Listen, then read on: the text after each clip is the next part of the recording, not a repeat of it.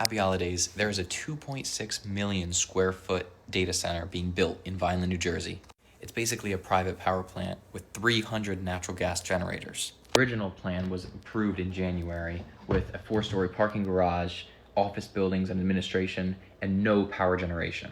The new plan in July merged these 6 buildings into 2 giant ones with several buildings for power generation and using 3 million gallons of water daily. The massive amount of water these data centers use and the impact it will have on a town whose major industry is farming. I see no real benefit for Vineland citizens, only potential problems, drains on the water resources and electricity that could potentially prioritize this data center over Vineland residents.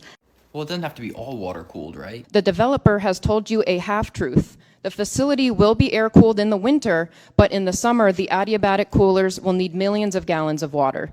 And that's before considering the water that will be required for the power generation. They also never submitted an environmental impact study or water study. Most likely you had environmental impact study, but was it the same that you used for putting in a Wawa or for putting in a mom and pop store, or was it unique for the impact that data centers bring? I'm still at a loss for a single example of why anyone in this town would be in favor of this data center, unless they stood to personally and financially benefit from it at the expense of their community. A lawyer for Microsoft, quote, "Nobody really wants a data center in their backyard. I don't want a data center in my backyard. Data centers, once they're operational, don't bring a lot of jobs."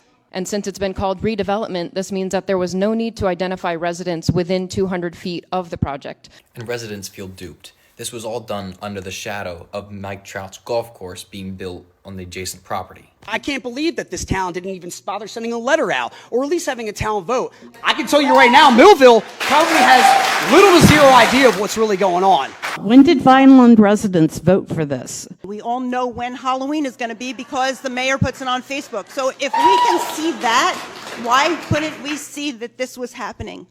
Recognizing the context that this is a city of displaced people, why are we going to vote to aid something that could risk displacing more of our residents?